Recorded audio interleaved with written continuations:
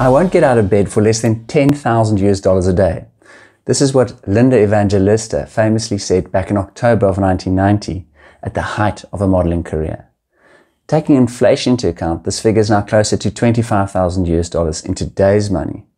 But the real question is, how much money will it take for you to get out of bed? Well, I suppose this depends on many factors, including if you are an employer, employee, self-employed or unemployed.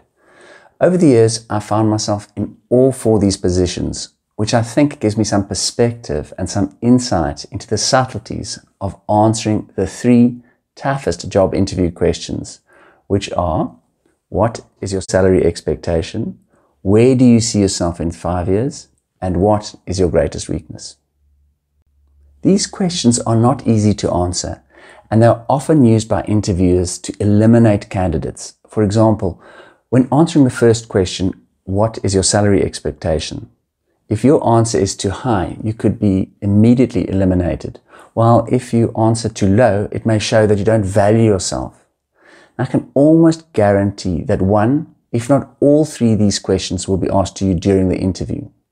They may not always be worded in the same way, but they are essentially all asking the same question, and you should always answer them in the same way.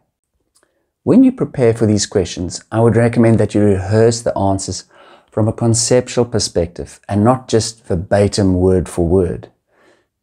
This means there is less for you to remember, so you don't have to concentrate on reciting the answer word for word, which should allow your answers to be more natural and sincere.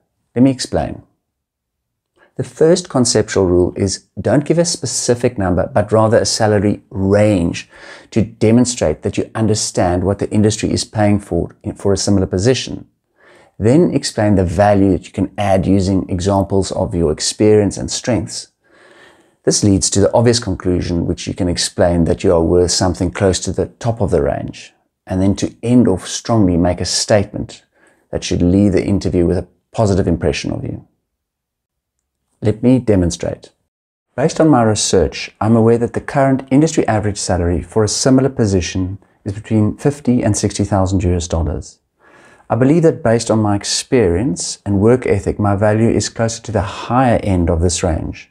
However, I understand that you do not know me, therefore, I'll be comfortable with a salary of 57,000 US. I would like to add that based on my hardworking nature and the value that I will add, I'll be an asset for the company. I will leave a copy of the answer in the description below.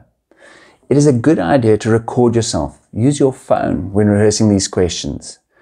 You will be able to observe your facial expressions and your body language and analyze your speech in terms of speed, tone, and clarity.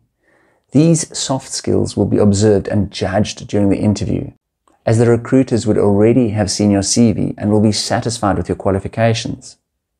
When answering the next question, where do you see yourself in 5 years? It is helpful to try and see the employer's perspective. So saying that after 5 years you see yourself still working in the same company will immediately give them some peace of mind, knowing that you are looking for long-term commitment and not just using them as a stepping stone.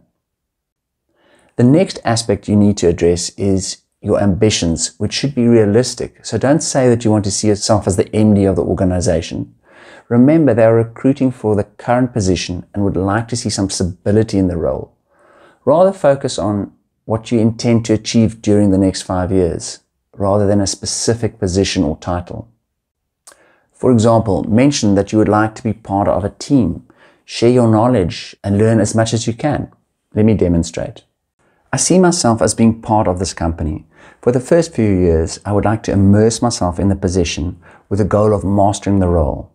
To do this, I will strive to deliver excellent work on time and under budget and earn the respect of my colleagues as a reliable, trustworthy member of the team.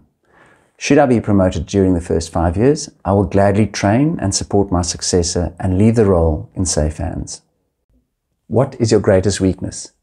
The reason why interviewers ask this question is to see how honest and self-aware you are.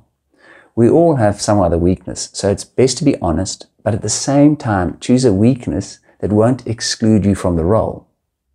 To do this, you need to study the job spec and not mention a weakness that will be a requirement for the role. For example, don't say, I struggle with numbers if you're applying for a bookkeeping position. Try and find an honest but more acceptable weakness for the position, such as I'm uncomfortable with taking big risks, or I struggle to say no to people, or I take too much responsibility, or I'm reluctant to delegate tasks. When you mention your weakness, you must immediately follow up with a sentence on how you intend to improve on it. Let me demonstrate. My greatest weakness is that I struggle to let go of projects. This is because I take full responsibility for its success and put my heart and soul into it. When the time comes for me to hand over, I struggle to let go. But I am aware of this weakness and I'm learning to do it before starting the next project. This is a great answer as it shows self-awareness and the weakness actually has an element of strength in it as you demonstrate personal ownership for the work and concern over the long-term success. There are a few answers that you should avoid, such as I'm a perfectionist and therefore I don't have any weakness, or I'm poor at timekeeping, or I can't multitask. All these answers will most likely red card you. A useful tip if you're nervous about the interview is try and approach it in the same way that Linda did, with the self-belief that you have something to offer which they want, and not just from the perspective that they have something that you want. Hopefully this will balance the interview, at least from an emotional perspective, and will help turn the interview into a conversation rather than an interrogation. I hope you found this video helpful. So as always, remember, we are here to help.